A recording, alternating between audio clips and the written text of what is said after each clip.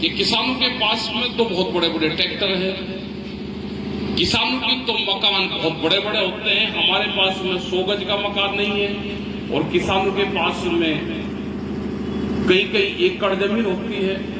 तो एक जो मानसिकता जो खराब हो रही है, खास करके जो शहरों में लोग रहते हैं उनकी, वे ये नहीं समझते कि जो ट्रैक्टर ले रखे हैं किसानों के ऊपर कर्जा कितना है,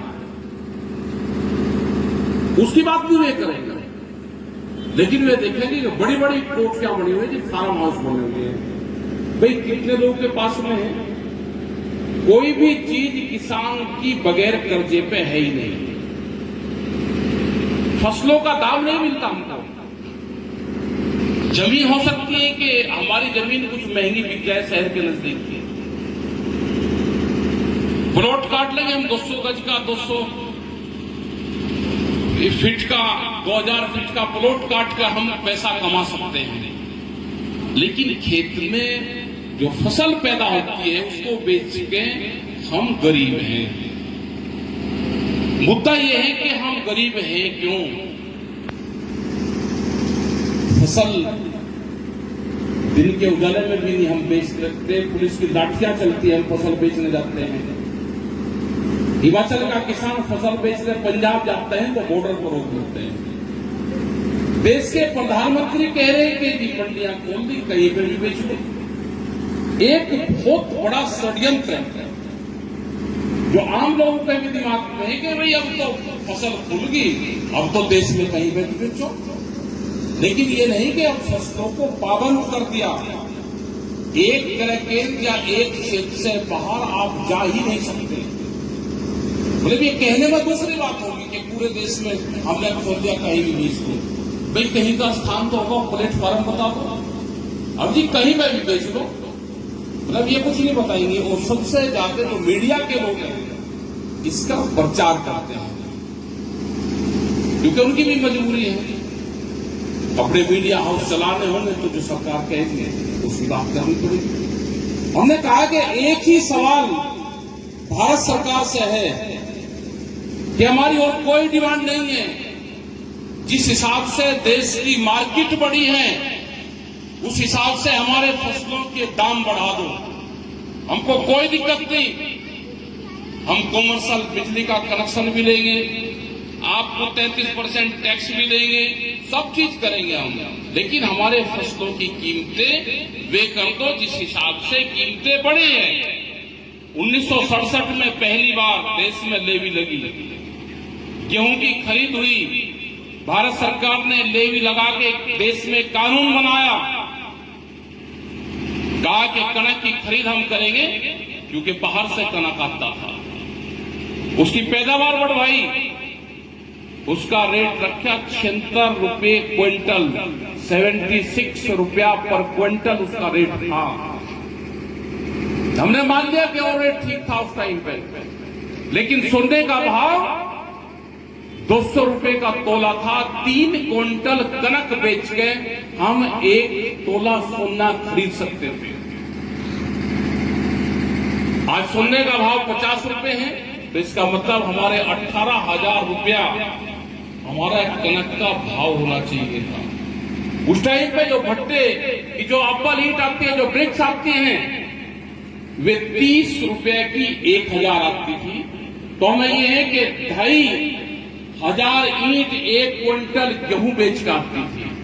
आज भी दे दो हमको, आज 6-7 हजार का रेट है, यहाँ पे 8,000 का हो सकता है।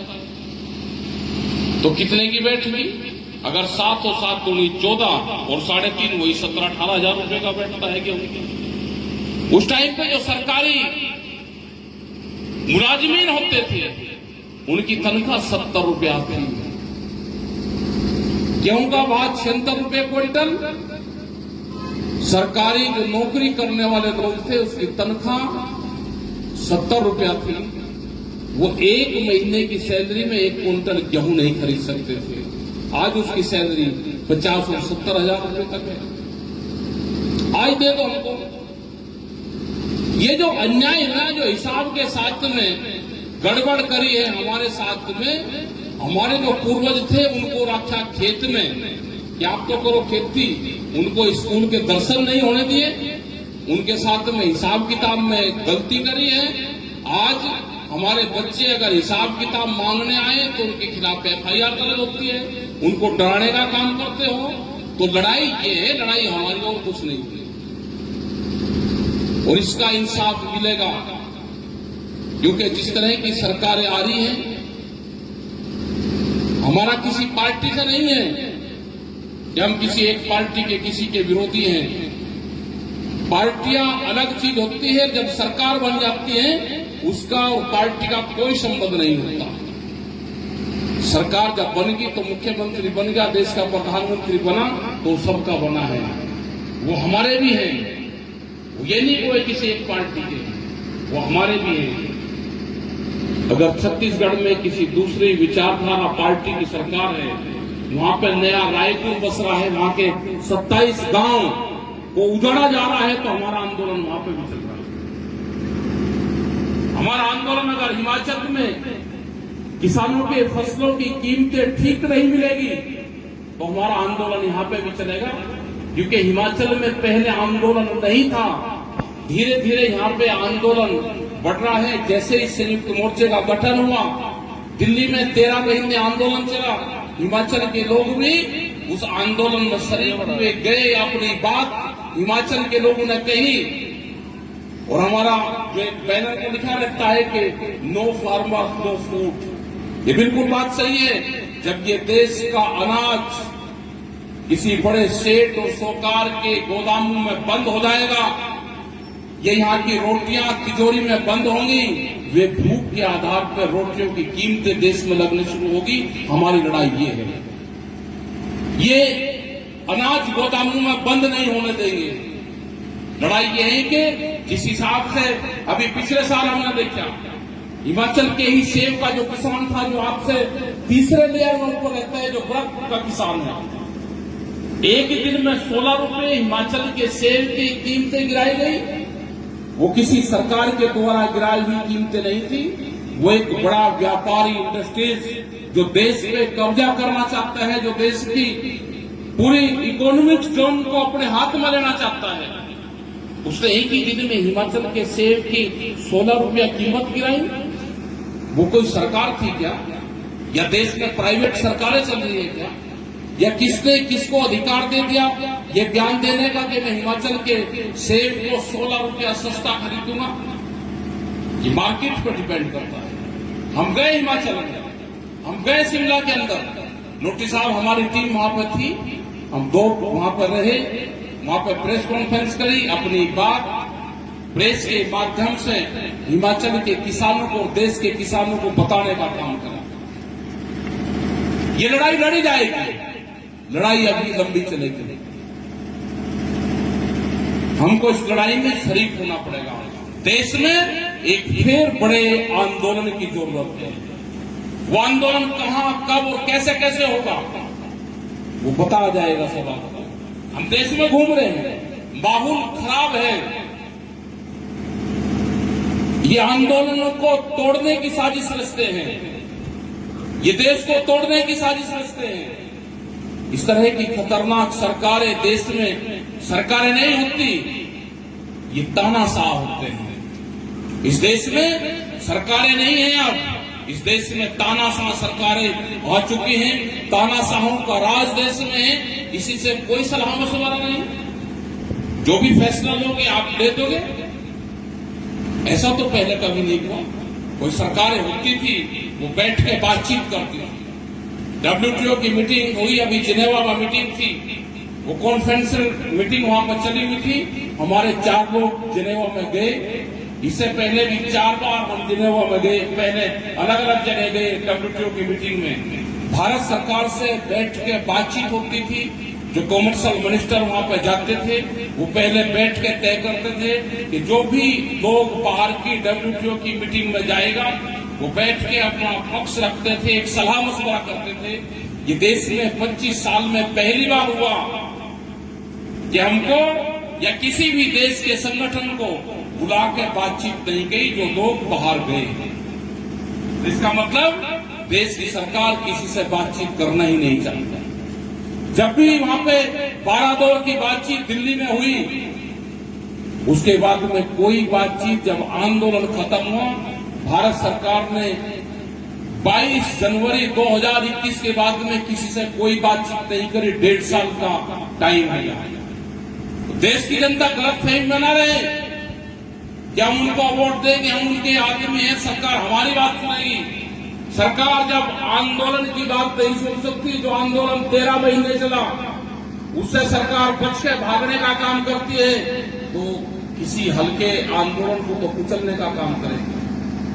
आज हो रहा है कि कोई भी अगर आंदोलन करता है तो पुलिस प्रशासन के लोग उसके घर पर जाते हैं, उसको प्यार से समझाते हैं, अपना जाति का उसका हवाला देते हैं।